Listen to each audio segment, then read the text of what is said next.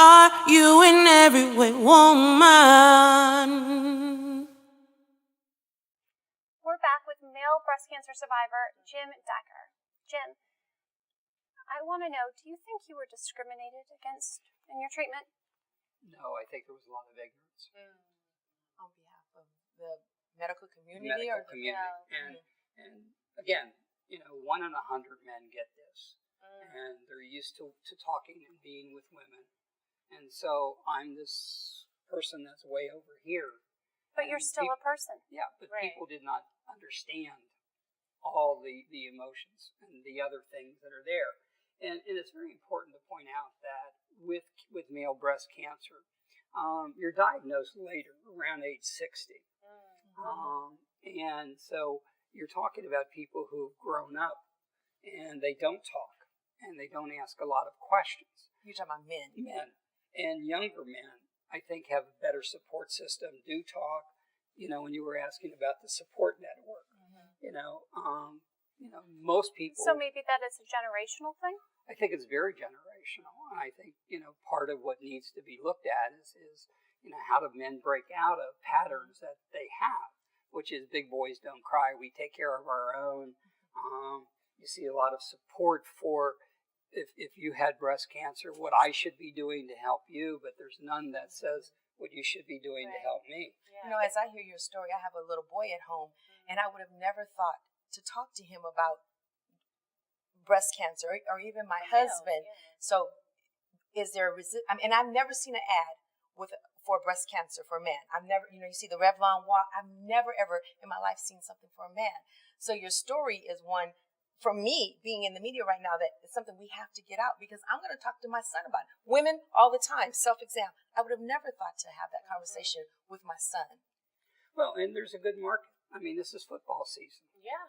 And all you have to do is look at the NFL and what are they doing for breast cancer? And they're all going to wear pink, but there's not going to talk about men. But are any of them going to do a self-breast exam?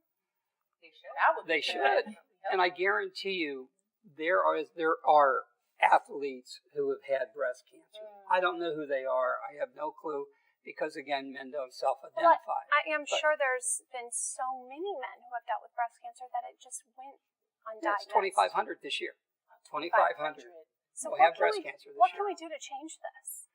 Well, the first one is make sure that you have psychosocial services available and try to educate primary physicians so that when they go in, the young man, is aware of his total body, not just the parts that are deemed, that male parts. The other thing is that there's a real need to commercialize men and integrate men into all of the pinkness that goes on, because men are seen as the support, not as the person who actually has that cancer. The patient. Jim, I recently had a mammogram, and I was talking to the technician, and I just asked a question out of curiosity. I said, how many men do you see?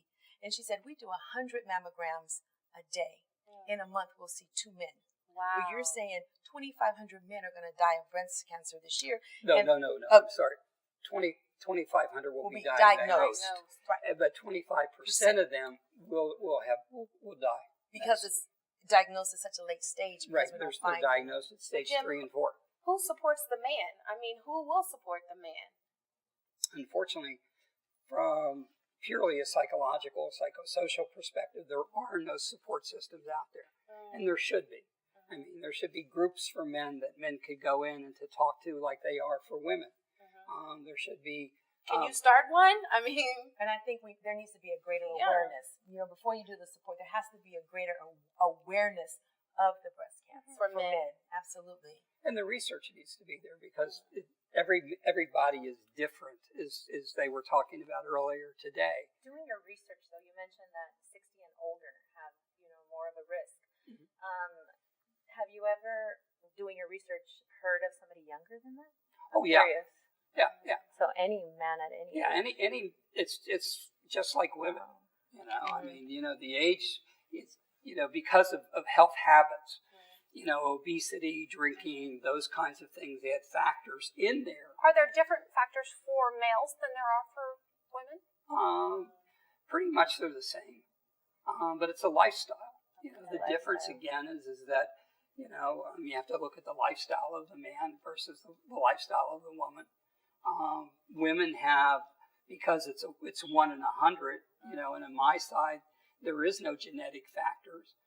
For a lot of women, that's about 40% if there's breast cancer in the family. So the genetics kick in. So what are you doing as a cancer survivor to contribute to this community and prevent the return You just of got your cancer? article published, right? Yes, it's going to be published Where? in a scientific journal that's not It's awesome. it's not an oncology journal where it should have been published. What are you doing in your lifestyle? In my lifestyle, Yeah. What changes have you made? How has having cancer affected you as a man?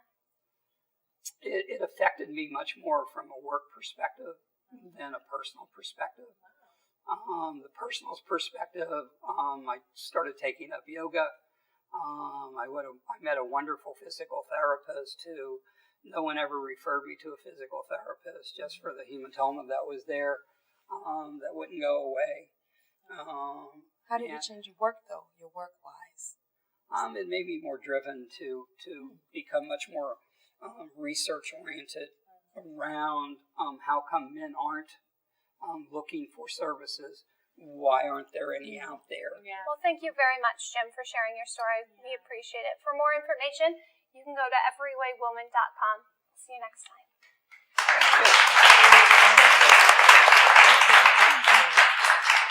Are you in every way woman?